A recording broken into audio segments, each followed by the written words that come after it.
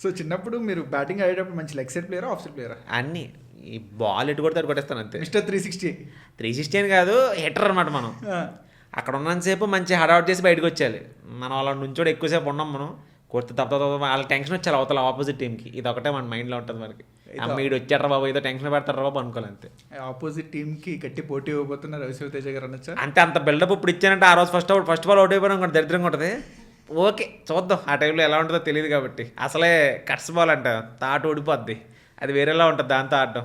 Okay ఆ రోజు చూద్దాం. మనం చిన్నప్పుడు అంతా కూడా మనం స్టార్ట్ చేసిన స్టంపర్ బాల్ తో స్టార్ట్, రబ్బర్ బాల్, తర్వాత టెన్నిస్ వచ్చింది, హాట్ టెన్నిస్ బాల్, ఇప్పుడు గ్రేస్ బాల్. వీటన్నిటిలో మీకు బాగా ఇష్టమైన బాల్ ఏది?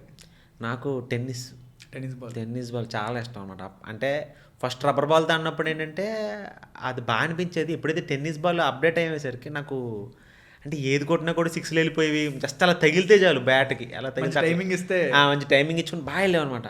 అట్లా బాగా అలవాటైంది నాకు అది. ఇంకా తర్వాత కట్స్ బాల్ అంటే కొంచెం భయం, గట్టిగా తగిలేసింది చాలా చోట్ల క్యాచ్లు పెట్టినప్పుడు, బ్యాటింగ్ అన్నప్పుడు. అప్పటి నుంచి కట్స్ బాల్ అంటే కొంచెం భయం. ఇప్పుడు మన అలా కట్స్ బాలేగా, గ్లౌస్ అన్నీ పెట్టుకుంటాను నేను. అసలు కంప్లీట్ ప్రొటెక్షన్ పెట్టుకుంటాను. అమ్మో చాలా దారుణంగా తగులుతాయి కట్స్ బాల్ అవి. అదంటే మీరు పెద్ద ప్లేయర్, మీరు ప్లేయర్ ఏం కాదులేండి, సుధీర్ గారు అలాగే అంటారు. ఓకే ఆడదామని ఫిక్స్ అయ్యాను నేను, గట్టిగానే ఆడతాను. పోటీ అయితే మామూలుగా ఉండదు మనతో. నేను దిగానంటే ఎక్కడ కాంప్రమైజ్ అవ్వకుండానే ఆడతాను నేను. పెద్ద ప్లేయర్ అయితే ఏం కాదు. యా, అపోనెంట్స్కి ఒక పంచ్ డైలాగ్తో వార్నింగ్ ఇవ్వాలంటే ఎలా ఇస్తారు? నేను దిగితే మామూలుగా ఉండదు, అంటే బ్యాటింగ్ అయినా బౌలింగ్ అయినా. బట్ ఓకే, మంచి సరదాగా ఉంటుంది నాతోటి. అంత ఎక్కువ కాంపిటీషన్లో ఫీల్ అవ్వకండి, ఇట్ విల్ బీ ఫన్ నాతోటి. యా సూపర్, భలే చెప్పారు. అంటే సెట్లు సరదాగా ఉన్నట్టే ఫీల్డ్లో కూడా సరదాగా కొట్టాను నేను. పక్క టీం వాళ్ళకి ఏంటంటే ఈడేంట్రా బాబు నవ్వించరాడని చెప్పి క్యాచ్ వదిలేస్తారు వాళ్ళు. మీ ఇష్టం, జాగ్రత్త చూసుకోండి, మరి ఎక్కువ నవ్వించి క్యాచ్ వదిలేస్తే ప్రాబ్లం మళ్ళీ.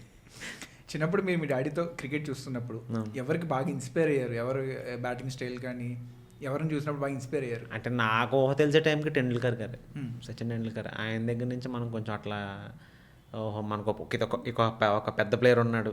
తర్వాత ద్రావిడ్ గారు కానీ, గంగూలీ గారు కానీ, వివిఎస్ లక్ష్మణ్, మెయిన్ ప్లేయర్స్ వీళ్ళు అన్నమాట.